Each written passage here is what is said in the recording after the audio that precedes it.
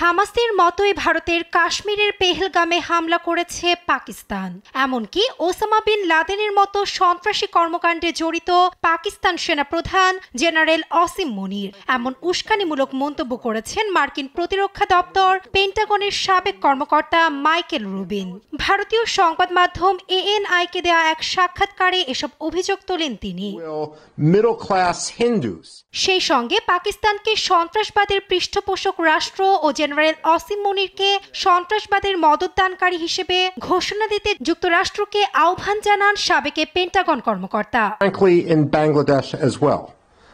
Osama bin Laden ও আসিম মুনিরের মধ্যে একটি মাত্র পার্থক্য রয়েছে, আর তা হলো ওসামা বিন লাদেন গুহার ভেতর লুকিয়ে থাকত আর আসিম মুনির প্রাসাদে থাকেন। আপনি যতই বোঝান না কেন পাকিস্তান সন্ত্রাসের পৃষ্ঠপোষক নয়, কিন্তু এটি সন্ত্রাসের পৃষ্ঠপোষকই থেকে যাবে।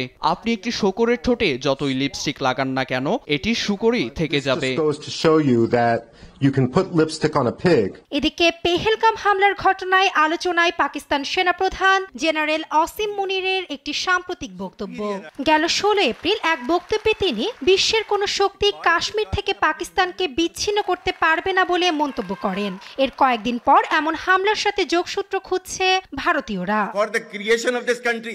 ভারতীয়দের মতো একই সুরে কথা বলেন পেন্টাগনের এই সাবেক কর্মকর্তাও।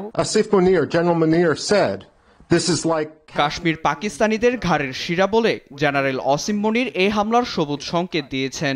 এখন ভারতীয় সেনাদের উচিত পাকিস্তানের সেই ঘাড়কেই কেটে ফেলা। এখানে এখন আর কোনো দ্বিধা থাকা উচিত নয়। একই সঙ্গে আইএসকে নিশ্চিহ্ন করতে ইসরায়েলের মতো করে পাকিস্তানে অভিযান চালানোর আহ্বান জানান এ কর্মকর্তা।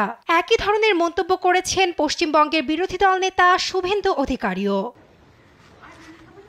সেই সঙ্গে এবারও মার্কিন ভাইস প্রেসিডেন্ট জেডি ভ্যান্সের ভারত সফরের সময় কেন কাশ্মীরে এ ভয়াবহ সন্ত্রাসী হামলা তা নিয়ে উঠছে প্রশ্ন। 2000 সালে তৎকালীন মার্কিন প্রেসিডেন্ট বিল ক্লিন্টনের ভারত সফরের সময়ও কাশ্মীরে একই ধরনের সন্ত্রাসী হামলার ঘটনা ঘটে। নাসরিন আক্তার, নিউজ ডেস্ক, দেশ টিভি।